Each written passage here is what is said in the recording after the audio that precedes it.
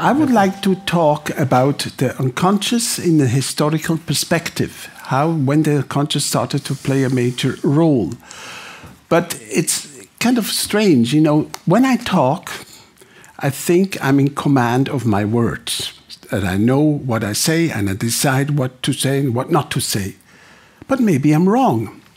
Maybe it's my unconsciousness which kind of influences us, and what I say is not actually what I wanted to say, but maybe it's also society, maybe something. So this is what I want to dwell on.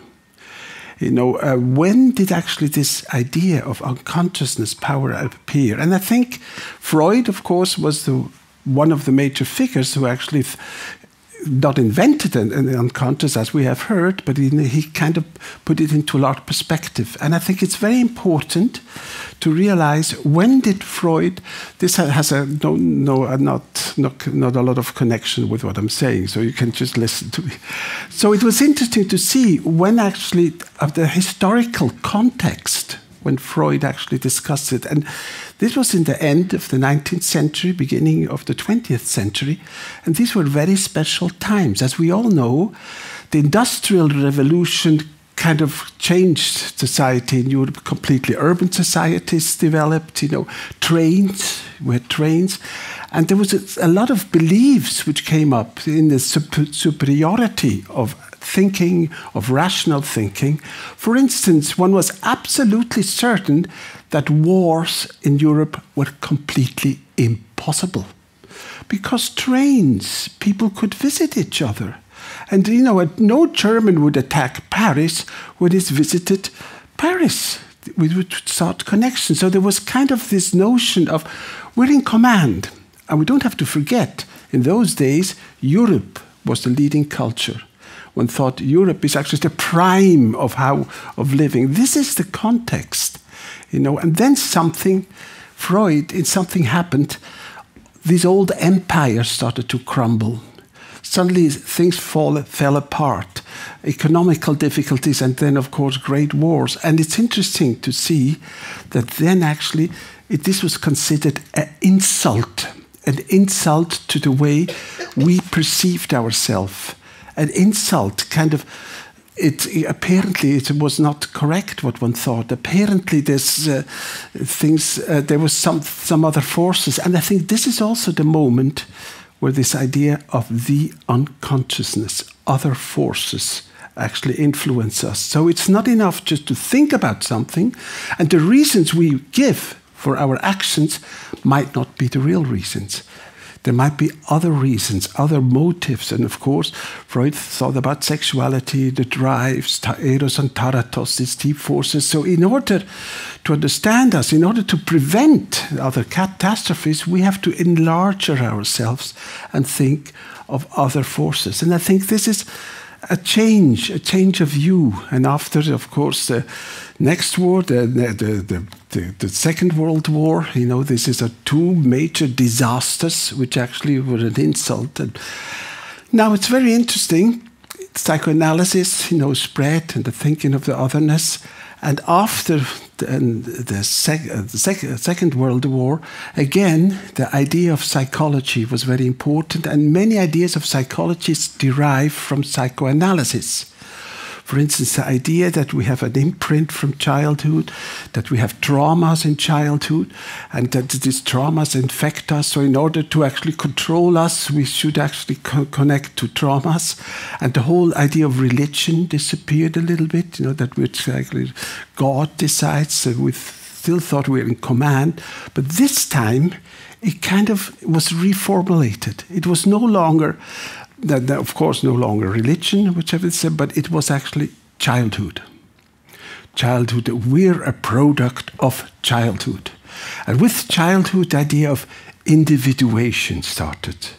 Actually, we're a product of childhood, by what we experience, but we have the chance personally to individuate in order to reach certain goals. And this is an interesting development, and I think, again, this is something which was typical for this period, and I call it now a period after the Second World War, where Europe was kind of a safe haven, we thought, well, we have it more or less in control. We can concentrate on ourselves.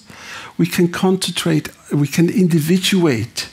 And you see the psychologist, individuation, be who you are, to think about your childhood experience. And I think there the development started. We started to overestimate that. And again, I think one made not a mistake, but one made the wrong conclusion. Maybe society as such, maybe the political situation as such is not that safe. And it's actually a luxury, or it's actually just to concentrate on oneself, which should create a grander perspective. And my opinion is this is the period of time we're entering this. So I think, again, the notion of otherness, because Freud was trying to identify the forces of otherness which influence us. And this is actually the time we're again in otherness. And now the question is, how do we do this? And I think one notion is, of course, we have to create a mindset, wording, which allows us to identify these forces. There I think a concept of Jung is very important. Jung talks about myth. Now, as you know, many people criticize Jung. He's a bit of esoteric, fluffy, talking about myth. But I think myth is a good explanation, because usually what we rely on is explanations, evidence-based. So we explain something, and now we know the reason. But that actually means that we're closing the mind. That means that we're not curious anymore. And psychoanalysis, especially Jungian psychoanalysis, is trying to use terms which kind of describe, which kind of indicate the power images have, but at the same time, not to deliver a definite answer. Definite answers are always problematic, because then we lose the sense of a possible otherness. I think we're all in some way blind for many things. Nowadays we're blind for many. We don't know everything. That's just human beings. Human beings are a bit dumb, maybe viewed from another. So if you explain something, that means actually you become not you close down. You close your mind. So by using myths, you have a picture, an image, which might contain also some energy. That is also important. Just pure, nobody's interested in pure explanations. It's like with school kids. Children at school, students are not interested in the content of teachers. That doesn't interest them as such, but they're interested when it's connected to kind of grand story, a myth. Then it becomes powerful. And this is what actually we are. So I think now we're living in times where there's a return of otherness. There's a return. And our challenge is now to kind of develop a mindset which is open for all these forces, but at the same time, of course, not pray, not just follow them. This is a challenge. This is something which is not very easy. I think this is what we have to do. We have to also start introducing again the idea of a third element, an element which might be beyond, pointing to something we can't identify. This I think is an important attitude. It's like someone was telling me 3 days ago. He said it used to be when you prayed, you weren't allowed to use the word I. You just talked to God, but suddenly said, I want. You wouldn't do that. But we've become an I culture, individuation, I want, I'm here, and so I'm perhaps have anxiety because of my mother, because I'm so on. So you put it all. Also interesting, ideologies become personalized. Life is full of traumas, as you know. World is full of traumas, but nowadays often traumas are personalized. I've been traumas.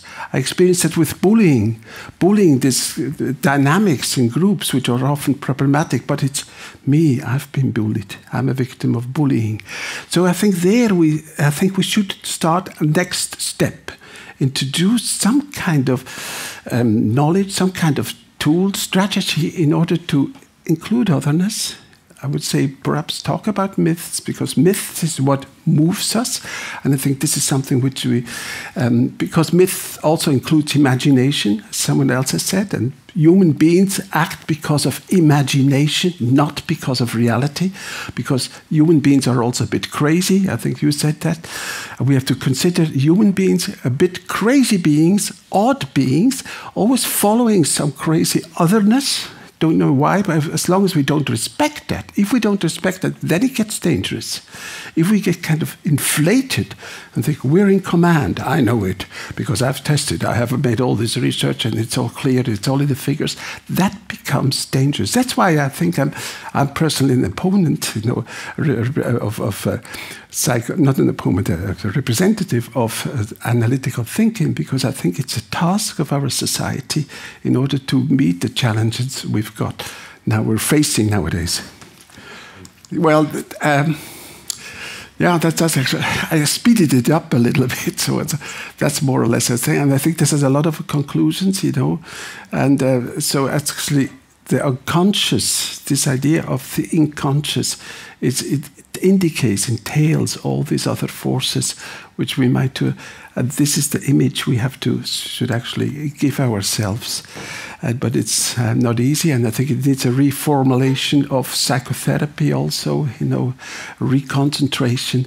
And yeah, that's what I think. Okay.